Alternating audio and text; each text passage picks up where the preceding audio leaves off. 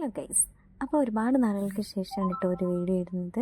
അപ്പോൾ ഞാൻ ഒരു സന്തോഷ വാർത്ത പറയാൻ വേണ്ടിയിട്ടാണ്.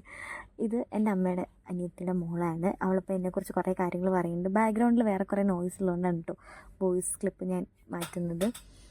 അവൾ പറയുന്നത് എന്താണെന്ന് വെച്ചാൽ ഞാൻ ദുബായിൽ പോവുകയാണ്. അപ്പം അതിന് മുന്നേ ഞാൻ കാണാൻ ചെന്നതാണ്. അപ്പോൾ അവൾക്ക് ഭയങ്കര വിഷമവും സന്തോഷമൊക്കെ ഉണ്ട്.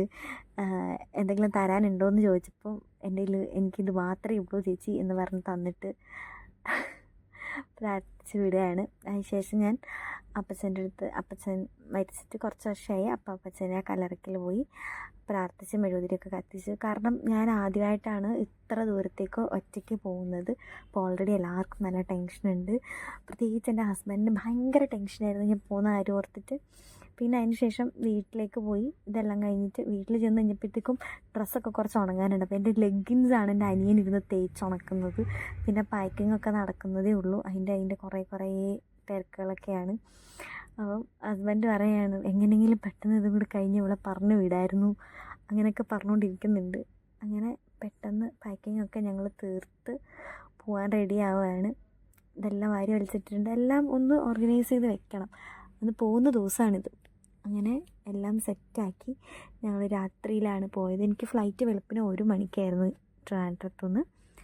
അങ്ങനെ ഞങ്ങൾ ട്രിവാൻഡ്രത്തേക്ക് പോയി. പോകുന്ന വഴിക്ക് ഞങ്ങളൊരു ചായയൊക്കെ കുടിച്ച്, മഴയൊക്കെ ഉണ്ടായിരുന്നു, ചെറിയ മഴ. അങ്ങനെ പോയി. ഭയങ്കരമായിട്ട് നല്ല ടെൻഷനും നല്ല വിഷമമുള്ളൊരു ദിവസമായിരുന്നു.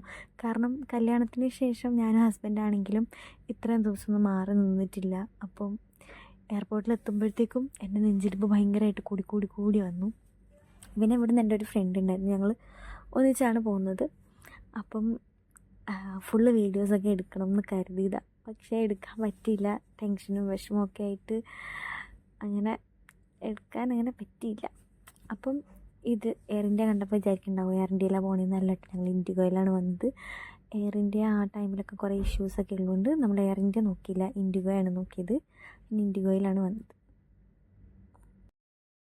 അപ്പോൾ ഗൈസ്, ഇതാണ് എൻ്റെ ഫ്രണ്ട് അബി. അങ്ങനെ ഞങ്ങൾ ഫ്ലൈറ്റിൽ കയറി. വെളുപ്പിനെ ഒരു 3 മണിയോടുകൂടി ഞങ്ങൾ ദുബായിലെത്തി. ദുബായിലല്ല, ഷാർജയിലായിരുന്നു കേട്ടോ. ആ ടൈമിൽ വിസിറ്റിംഗ് വിസക്കാർക്ക് കുറച്ച് ഇഷ്യൂസ് അധികം ഉള്ളതുകൊണ്ട് നമ്മൾ ഷാർജയിലാണ് എത്തിയത്. അങ്ങനെ ഫൈനലി ഞങ്ങൾ ഷാർജയിൽ റീച്ച് ചെയ്തിരിക്കുകയാണ് ഗൈസ്.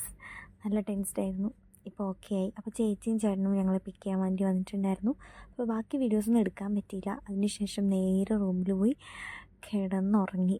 പിറ്റേ ദിവസം രാവിലെയാണ് ബാക്കി കാര്യങ്ങളൊക്കെ ഞങ്ങളൊന്ന് അറേഞ്ച് ചെയ്തതും റൂമും കാര്യങ്ങളൊക്കെ സെറ്റാക്കിയതും എല്ലാം.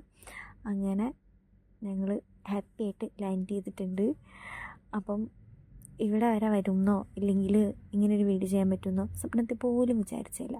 അപ്പം ഓരോരോ സ്വപ്നങ്ങളായിട്ട് യാഥാർത്ഥ്യമായിട്ടെന്ന് പ്രാർത്ഥിച്ചുകൊണ്ട് ദുബായ് വ്ളോഗ്സ് നമുക്കിനി കാണാം കേട്ടോ.